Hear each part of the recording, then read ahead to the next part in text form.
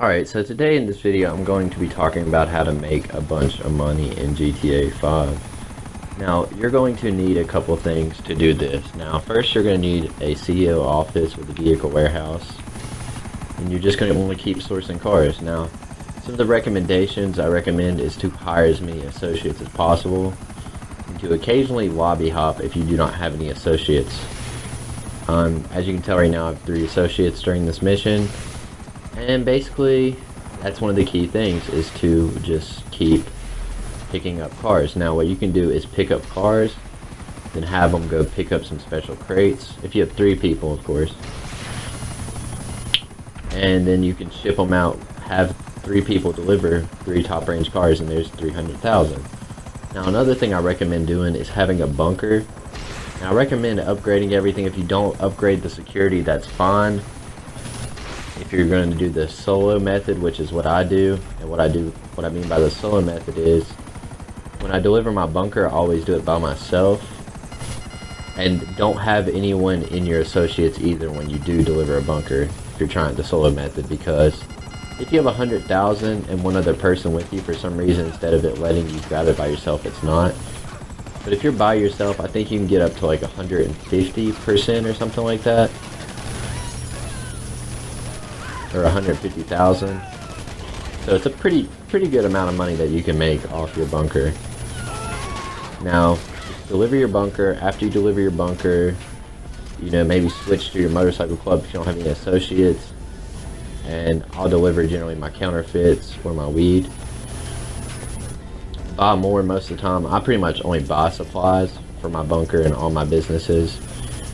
But I mainly just worry about the bunker and vehicle warehouse. Those are the 2 most important ones. One of the biggest recommendations, try not to do any damage to your car, which can be kind of annoying sometimes, like right now. But luckily it didn't do any damage right there, so pretty good. Generally, I try to aim for less than 10,000. You know, if 1,000 happens, that's not bad, but once 10,000 happens, it's a little off. And kind of also, if you have your associates pick up your cars, pay attention to how much damage they're doing. Somebody did 34,000 the other day on purpose, just because they were salty. So just watch out about that. That can be a huge issue. A few other things I recommend while doing this is, if you are sourcing a high-end car or delivering one, sometimes you can go ghost org. Ghost org will cost you about like 15,000 or whatever, but you go off the radar, which is really useful.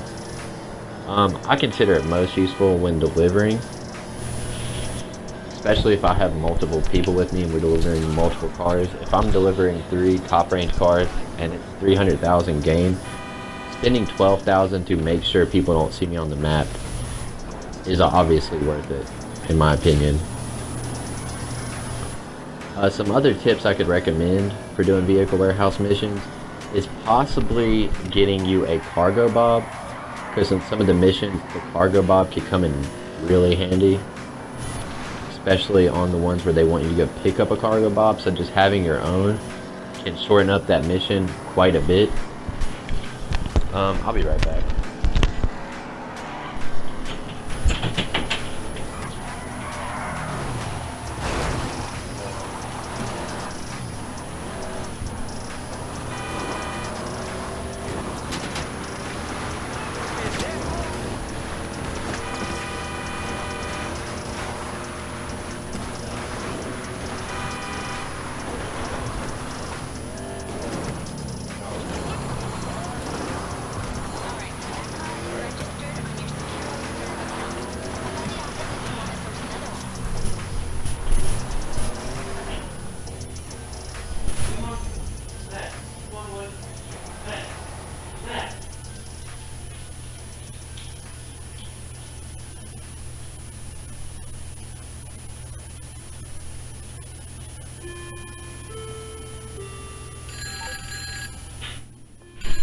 That car is registered on your SecuroServe account.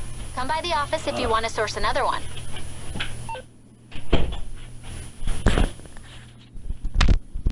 Sorry about that, I was letting my dogs out. Anyways, so what I was saying is, Yeah, you'll need a bunker. You'll need a vehicle warehouse. Helps if you have a cargo bob. A few other things I recommend. Be careful about using stuff like the ruiner or the oppressor to go pick up cars, because some of the cars will lead to a high-speed chase.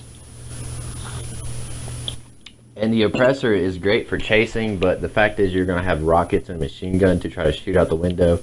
And you're probably going to want to use an AP pistol. So I highly recommend on most of the missions to try to use one of your supercars.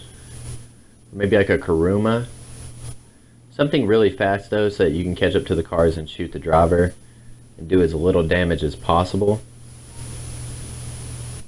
But that's pretty much it. Like, you're just going to need a top range car pretty much to get other top range cars.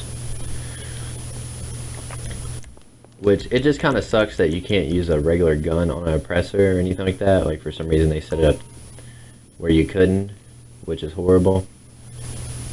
But generally what I do is I'll try to source a top range. Another thing too I recommend, depending on who you have working for you, which I'm just waiting on someone to come here so I can get deliver another car. I recommend giving most people who are helping you either a standard or mid-range if you're not for sure if they're going to fuck it up. Sometimes it is better just for you to drive the standard, or for you to drive the top range and let them drive the standard. But sometimes it's just fun to risk it and just give everyone top range and get some quick cash. Now, in my opinion, I don't really care too much about any of this shit. Like, I generally try to do this as quickly as possible because you don't want to be setting at your spot too long. And this is another thing with associates too. If you're an associate, you should try to make pimping the car out as quick as possible, because you're not even permanently keeping this car. So you really have no reason to pimp it out like you're owning it. It's just for you to deliver and make money off of. So don't worry about how much you change about the car, just change enough and start the mission. Because there's been a few times where people took so long, and then other people saw me on the radar and pretty much knew my location and would either call, like, you know, a mugger after me to steal the car, or would just blow up my car, or potentially try to just steal the car or whatever. Either way, it's just smarter to go about trying to do it as fast as possible.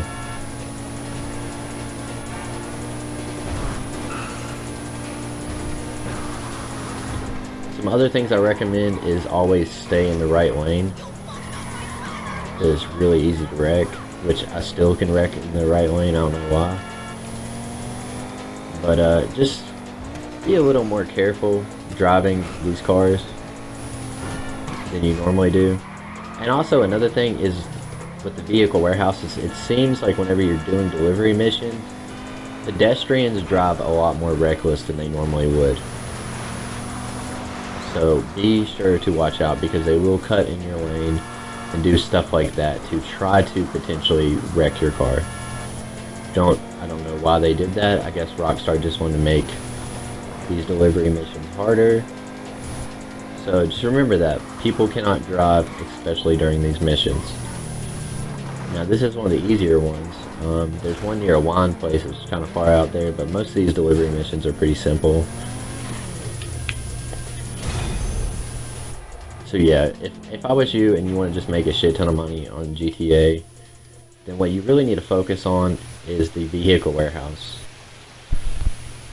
And worry about filling up your vehicle warehouse, because to me, the vehicle warehouse is one of the best ways of making money. This is huge. We got a sale. Great job out there. As well, the bunker is really good, and some of the motorcycle clubs can get you money, but I would definitely put the vehicle warehouse as number one, especially with a group of people, because you can deliver 3 top range together. You have 3 people working for you, and that's 400,000 right then and there. You can't get that anywhere else besides the vehicle warehouse, in my opinion. So it's a must own, in my opinion. Great job out there.